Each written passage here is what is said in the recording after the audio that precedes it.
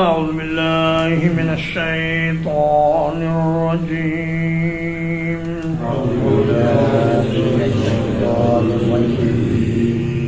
يا أيها النبي اے نبی صلی اللہ علیہ وسلم جاہد الکفار والمنافقین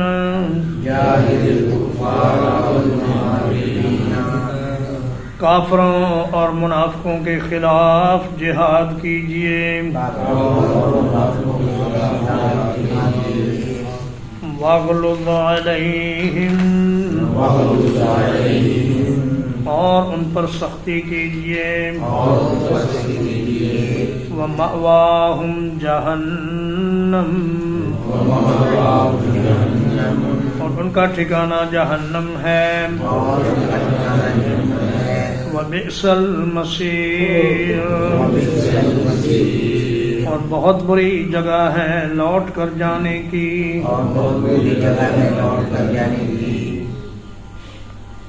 فرمایا اے میرے حبیب کفار اور منافقین کے خلاف جہاد کیجیے اور ان کے ساتھ کسی قسم کی نرمی یا مصالحت یا مداہنت یا مصلحت کوشی اس کو درمیان میں نہ آنے دیجیے. اس لیے کہ تربیت اور اصلاح اور دین کا فروغ یہ سختی چاہتا ہے اور سختی کے بغیر یہ اللہ کے نافرمان سیدھے نہیں ہوں گے. کفار کے خلاف جہاد تو سمجھ میں آتا ہے لیکن منافقین کے خلاف جہاد کیسے ہوگا؟ اس کا جواب علماء تفسیر نے یہ دیا ہے کہ جو منافق علی الاعلان اپنے کفر کا اظہار کریں ان کے ساتھ تو وہی رویہ اختیار کیا جائے جو کفار کے ساتھ ہوتا ہے، اور جو اسلام ظاہر کریں اور کفر کو دل میں چھپا کے رکھیں ان پر اللہ کی حدود سختی سے نافذ کی جائیں اور ان کے ساتھ کسی معاملے میں کوئی نرمی نہ کی جائے. تو فرمایا کہ منافقوں کا بھی اور کفار و مشرکین کا بھی ٹھکانہ ایک ہی ہے اور وہ جہنم ہے، بلکہ منافقین کا ٹھکانہ کفار سے بھی بدتر ہوگا کیونکہ وہ جہنم کے سب سے نچلے طبقے میں ہوں گے. ضرب اللہ مثلا للذین کفروا امرأة نوح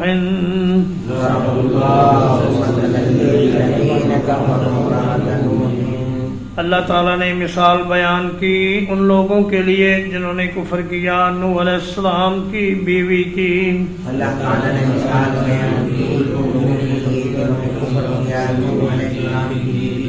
وامرأۃ لوط اور لوط علیہ السلام کی بیوی کی. کانتا تحت عبدین من عبادنا صالحین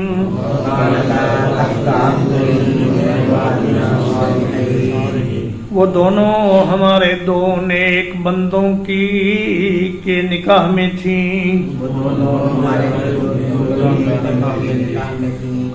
فخانتاہما تو ان دونوں نے ان کی خیانت کی. فلم یغنیا عنہما من اللہ شیئا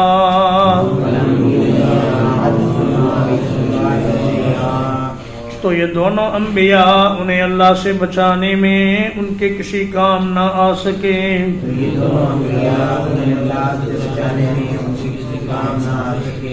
وقیل ادخلا النار مع الداخلین اور کہہ دیا گیا کہ تم دونوں آگ میں داخل ہو جاؤ داخل ہونے والوں کے ساتھ.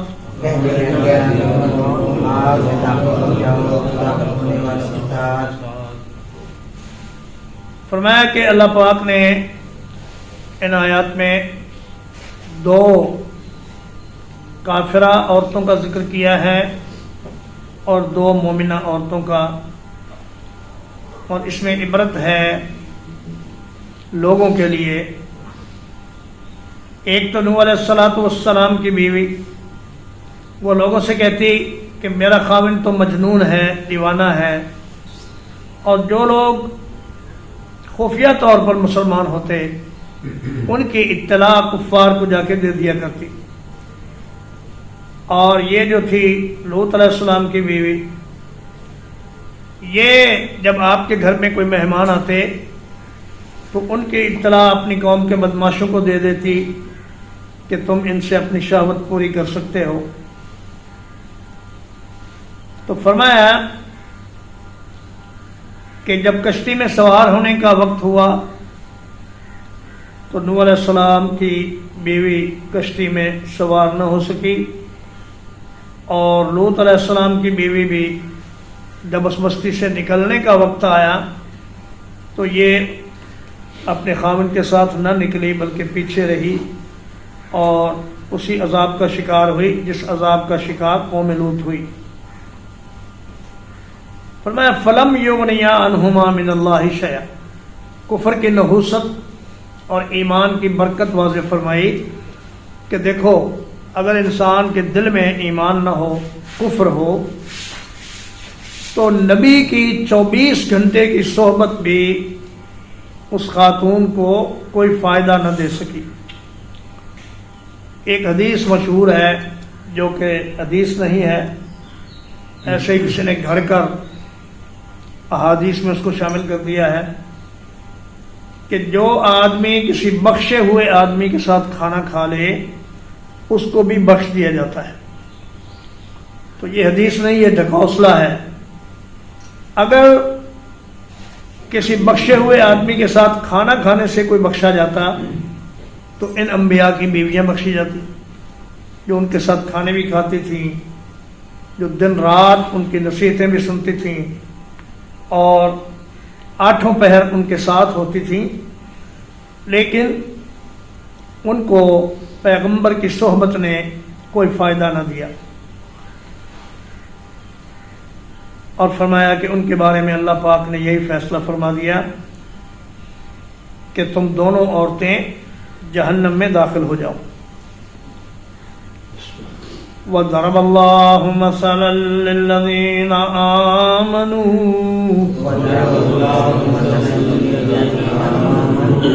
اور اللہ تعالیٰ نے ایمان والے لوگوں کے لیے مثال بیان فرمائی۔ امرأۃ فرعون، فرعون کی بیوی کی، اذ قالت رب ابن لی عندک بیتا فی الجنۃ،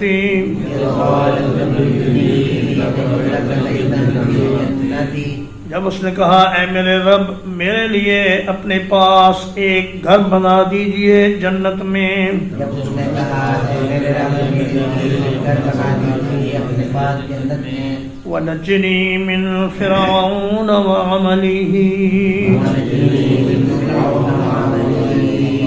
اور مجھے فرعون سے اور اس کے کام سے نجات عطا فرمائیے، وَنَجِّنِي مِنَ الْقَوْمِ الظَّالِمِينَ، اور مجھے ظالموں کی قوم سے نجات عطا فرما دیجئے۔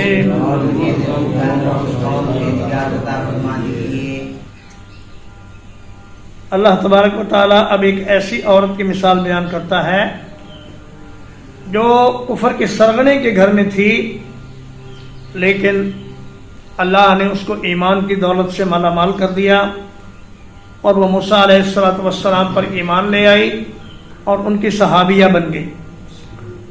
ان کا نام ہے آسیہ بنت مزاحم۔ ایک حدیث پاک میں آتا ہے، صحیح بخاری کی حدیث ہے، حضرت ابو ہریرہ رضی اللہ تعالیٰ عنہ راوی ہیں کہ رسول اللہ صلی اللہ علیہ وسلم نے فرمایا کمل من الرجال کثیر ولم یکمل من النساء इल्ला आसियतु ज़ौजतु फ़िरऔन व मरियम मुबनतु इमरान व फ़ज़्लु आइशता अलन निसाए का फ़ज़्ल सरीद अला साइर ताम।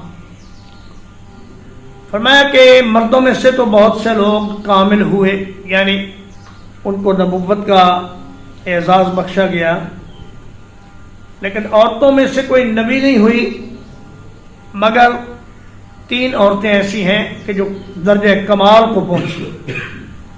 उनमें से एक तो आसिया बिन्तो मुज़ाहिम है, और एक सैयदा मरियम बिन्तो इमरान है, और तीसरी सैयदा आयशा रज़ी अल्लाह ताला अन्हा हैं।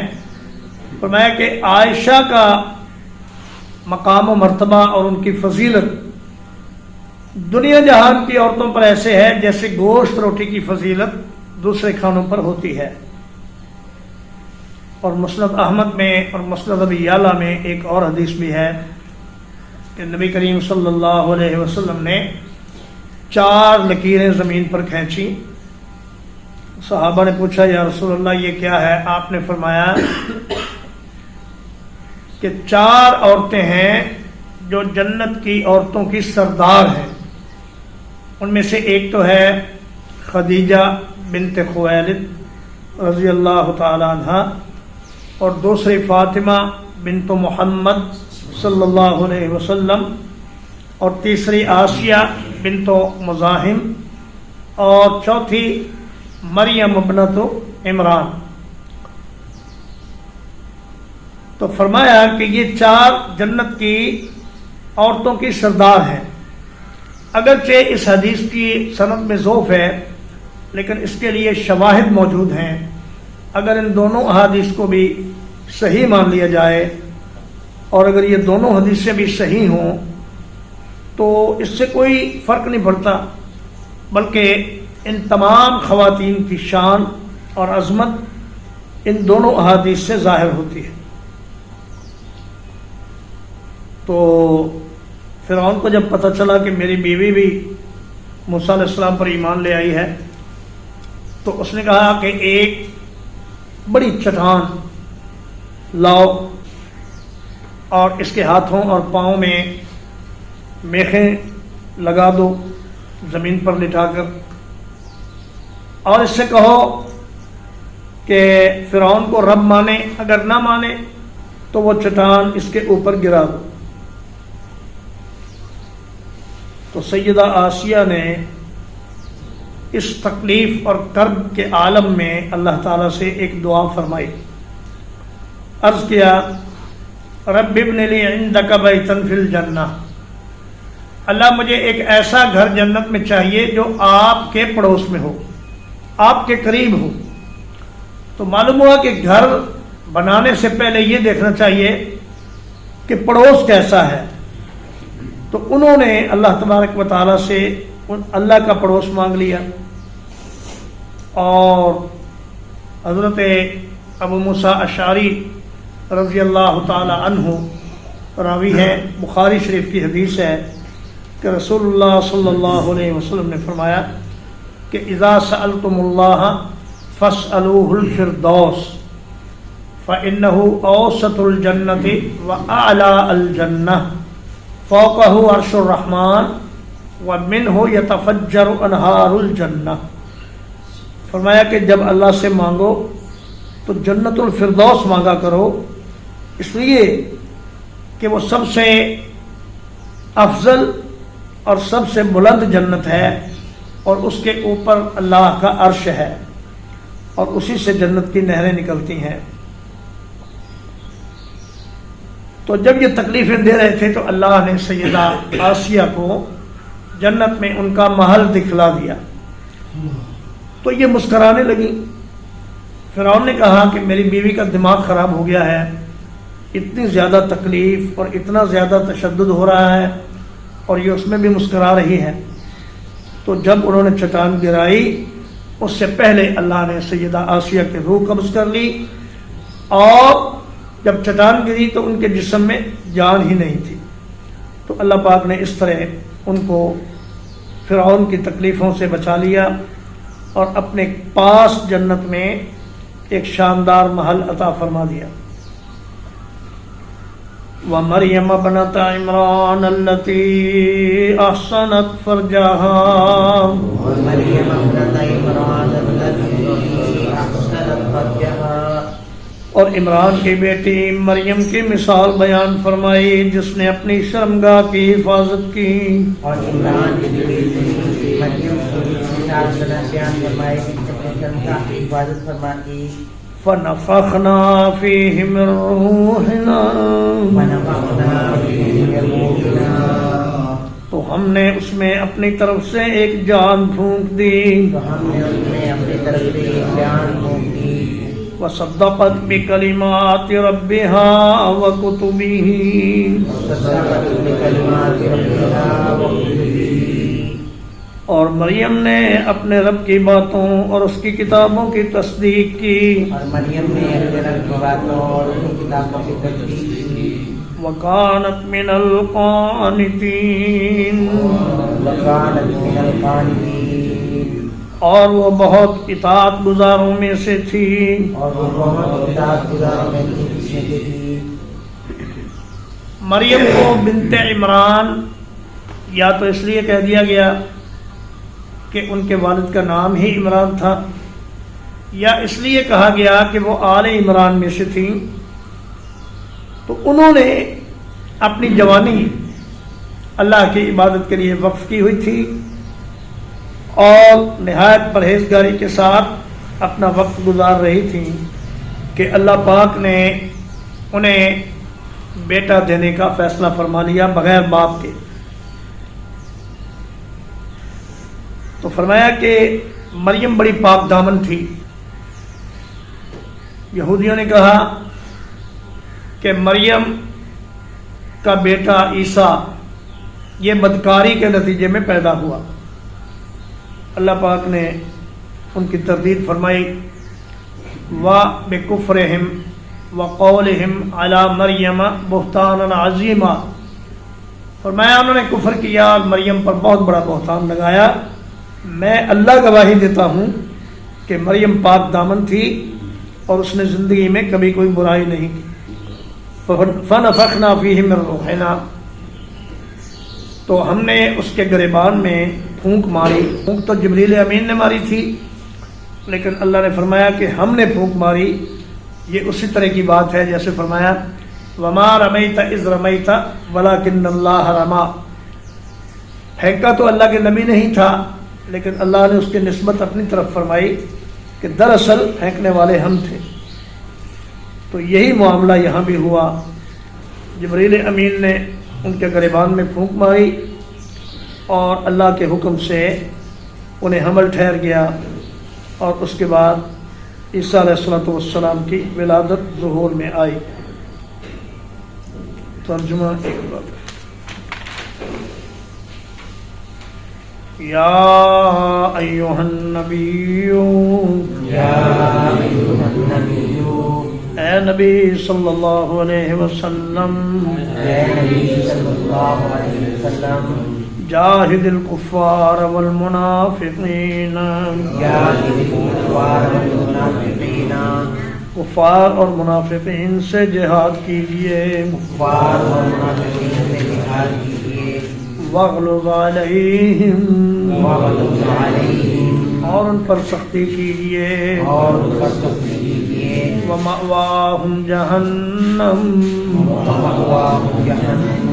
اور ان کا ٹھکانہ جہنم ہے.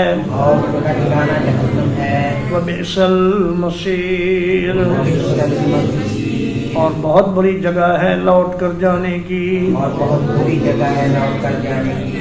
ضرب اللہ مثلا للذین کفروا، اللہ نے ان لوگوں کے لیے جنہوں نے کفر کیا مثال بیان فرمائی.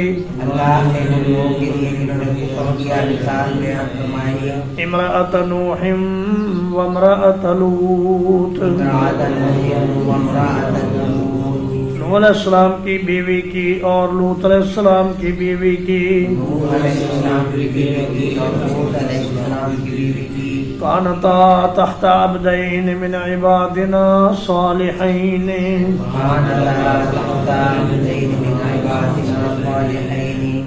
وہ ہمارے نیک بندوں میں سے دو بندوں کے نکاح میں تھیں فخانتاہما تو انہوں نے ان دونوں کی خیانت کی فلم یغنیا عنہما من اللہ شیئا تو وہ دونوں نبی ان کو اللہ سے بچانے میں ان کے کچھ کام نہ آ سکے وقیل ادخلا النار مع الداخلین اور کہہ دیا گیا کہ جہنم میں داخل ہو جاؤ داخل ہونے والوں کے ساتھ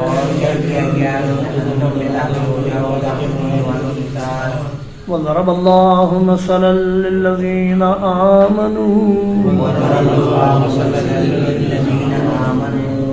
اور اللہ تعالیٰ نے مثال بیان کی ان لوگوں کے لیے جو ایمان لائے امرأۃ فرعون فرعون کی بیوی کی اذ قالت رب ابن لی عندک بیتا فی الجنة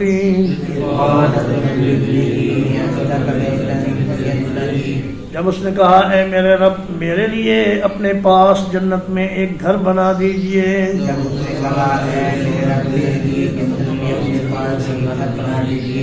وَنَجِّنِي مِن فِرْعَوْنَ وَعَمَلِهِ اور مجھے فرعون کے کام سے اور اس کے ظلم و ستم سے نجات دیجیے وَنَجِّنِي مِنَ الْقَوْمِ الظَّالِمِينَ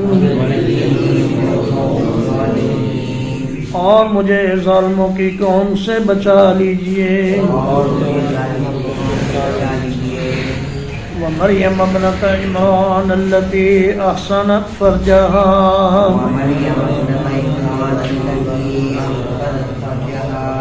اور عمران کی بیٹی مریم کی مثال بیان کی جس نے اپنی شرمگاہ کی حفاظت کی